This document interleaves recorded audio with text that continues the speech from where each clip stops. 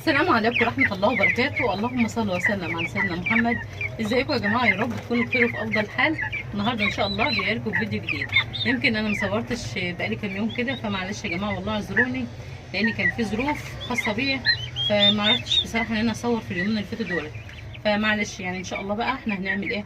طبعا إحنا غيرنا العلف كلتنا، تمام. كنت قلت لكم قبل كده يا جماعة، يعني آخر فيديو أنا غيرت العلف، فاكيد طبعا كلتنا يعني زماننا غيرنا العلف، تمام. فبنغيره للنامي طالما خلاص البادي بقى خلاص. احنا دلوقتي بنعلف نامي، تمام.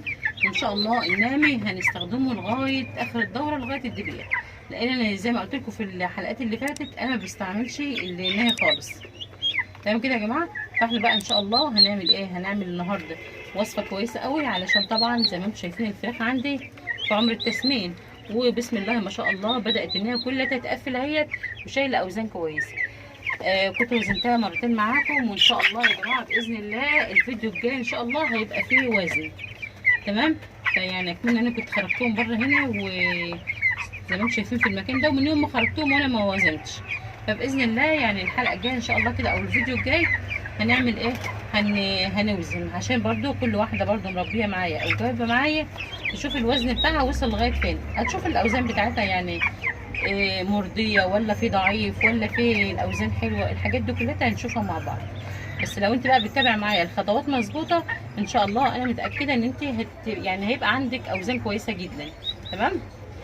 برضو محدش يستغرب ان انا حاطه الروم مع الفراخ البيضاء يا جماعه، والله يمكن انا حطاهم مع الفراخ البيضاء فتره بس كده ان شاء الله على ما اجهز لهم مكان، لان هما المفروض يتجهز لهم مكان فوق على السطح. فان شاء الله هحاول ان انا انقلهم بقى عشان افوق للفراخ البيضاء، تمام. وخلي بالكم برضو انا عامله لهم الخلطه ديت اللي انا عاملاها النهارده دي، هياكلوا منها زيهم زي الفراخ البيضاء بالظبط، لان الوصفه دي وصفه تسمين. انتوا عارفين بقى في الحجم ده وفي العمر دوت ان احنا على طول دايما عايزين ننزل بوصفات تسمين دايما. ليه بقى انا بقول لكم بنعمل وصفات في العمر دوت تسمين؟ لان خلاص يعني الفرخ النهارده بيبقى بوزن، تصبحي تاني يوم الصبح تبصي تلاقي الفرخ ما شاء الله فرق معاكي جامد، او بقى بوزن تاني خالص. انا بس عايزاكم في الفتره دهيت تخلي بالكم، نهتم بالفراخ يا جماعه معانا. بلاش ان انت عارفين الجو حار، بلاش المكان بتاعها يبقى مش نظيف. زي ما انتم شايفين كده، محدش يستغرب ده يا جماعه فرشه. محدش مثلا يشوف الارضيه كده يقول ده الارضيه مش نظيفه، لا هي الفرشه اللي لونها كده، تمام.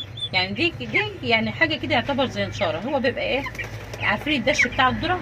هو ده الدش بتاع الذره، بس بيبقى ايه؟ ناشف. بفرشه لهم كده زيه زي النشاره بالظبط، بيبقى حلو قوي. بشرب اي حاجه تحتهم بيبقى زي النشاره واحسن كمان. وفي نفس الوقت يعني توفير في النشاره بقى شويه، لان بصراحه يعني الواحد يستوى من كتر شراء النشاره.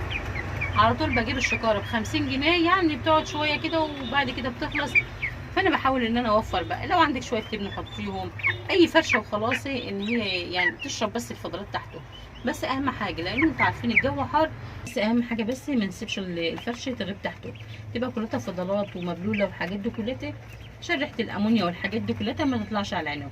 لان هم في العمر ده بقى بالذات تبص تلاقي الفرخه كمان طبعا يعني هم صغيرين، الفقرات بتاعتهم بتبقى حاجه بسيطه كده، انما كل ما بيكبروا كل ما بياكلوا تبص تلاقي الفضلات بتاعتهم بتكتر، والمكان بيبقى عايز على طول دايما يتنضف باستمرار.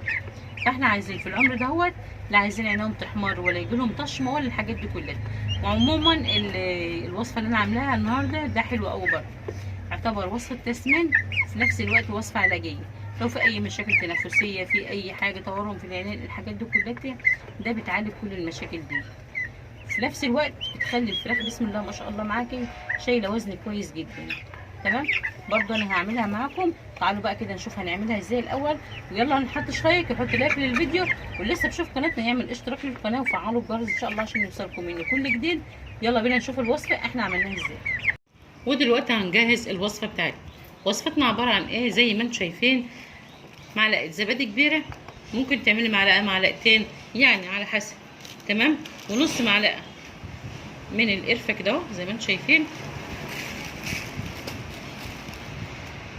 هي برضو نص معلقه من الكركم. وهتشوفوا بقى الحاجه اللي هتخلي الفراخ ما شاء الله تزود الوزن معانا.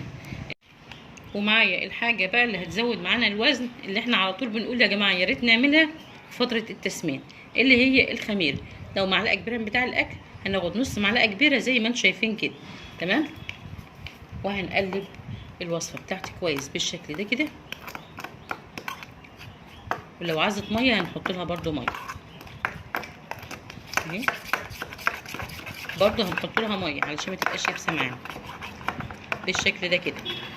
ده بقى هتزود معاك الوزن كمان، يعتبر وصفة تسمين ووصفة علاجية. يعني بتعمل ايه؟ القرفة دي كويسة جدا في المشاكل التنفسية، والكركم ده يا جماعة ده يعتبر برضو حلو قوي، زي ما قلت لكم ده يعتبر صيدلية كاملة. تمام. تعالوا يلا نحط الفراخ بتاعتنا. ده كده يا جماعة الوصفة بعد انا ما عملتها. طبعا انا زودتها شوية مية علشان تبقى سهلة معايا. الوصفة دي انا مش هحطها بقى على الاكل، لان طبعا الخميرة انا قلت لكم يا جماعة بعد 20 يوم الخميرة يفضل ان هي تتحط في المية علشان الفرخ يستفاد منها. يعني ايه احسن من ما هي ايه تتحط على الاكل. لما تكون في الميه الفرخ بيستفاد منها اكتر ما هي ايه محطوطه على الاكل. في اول ايام الفرخ كده بقول لكم ايه، بقول حطوها على الاكل ده تبقى كويسه قوي. بعد كده بنحطها على الميه. فانا عملت الخلطه ديت هحطها ان شاء الله في الميه، وزي ما قلت لكم هتبقى ايه يعني وصفه علاجيه ووصفه تسمين. تعالوا بقى كده نحط الفراخ بتاعتنا. انا عندي استقايه يعني بتاخد حوالي ايه اكتر من 3.5 لتر ميه. يعني ان شاء الله هنحط على كل رتل معلقه كبيره من بتاعه الاكل خلطه من دي. تمام. ده كده يا جماعه اهوت.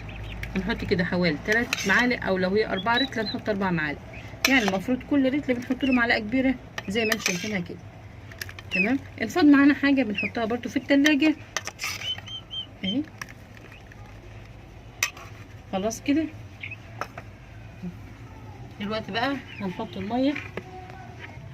ده كده يا جماعه حطينا لهم الميه اهي زي ما انتم شايفين، وكله دلوقتي هيشرب من الميه. برده الروم هيشرب من الميه، لان دي وصفه تسمين يعني حلوه لكل حاجه، لكل الطيور عندك حلو. ممكن انت كمان تعملها للبط، لو انت عندك بط اعملها له، عندك اي طيور حطها له. ده تخلي بسم الله ما شاء الله الطيور بتاعتك تيجي يومها بيومين. تمام. طيب الناس بقى اللي هي بتقول لي يا ام شيماء الفراخ عندي ما بتاكلش النامي. انا هقول لك بقى لما بتيجي تغيري العلف النامي بتعملي ايه؟ بتحطي النامي المفتت. يعني اول اسبوع كده بتحطي نامي مفتت، مش اول اسبوع من عمرهم، لا يعني اول اسبوع من تغيير العلف بنحط نامي مفتت. ليه؟ لان المفتت بيبقى ناعم شويه. على ما الفرخ عندك يتعود على الاكل اللي هو النامي، بعد كده خلاصي طالما اتعود هنحط له ايه اللي هو العادي بقى. تمام. بس على ما تيجي تغيري من بادي النامي هاتي نامي مفتت. لو ما لقيتش بقى نامي مفتت يبقى نصه علف بادي، على بس ما يعرفوا بس ايه ان هم يعرفوا، عشان الفراخ ممكن تضيع عندك.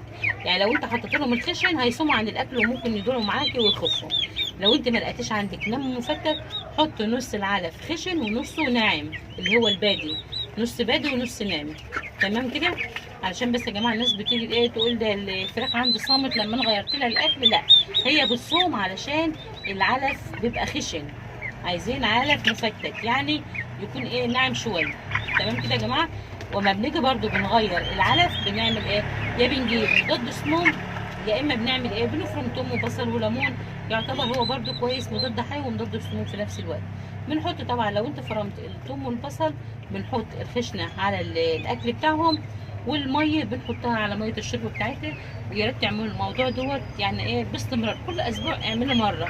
ده هيبقى حلو قوي للفراخ، في نفس الوقت بيزود حجم الفراخ معاكي، في نفس الوقت يعتبر مضاد حيوي له. تمام. ده كان الفيديو بتاعنا النهارده، واتمنى يا رب يكون عجبكم. ما تنسوش تحطوا لايك للفيديو، شيروا الوصفه. السلام عليكم ورحمه الله وبركاته.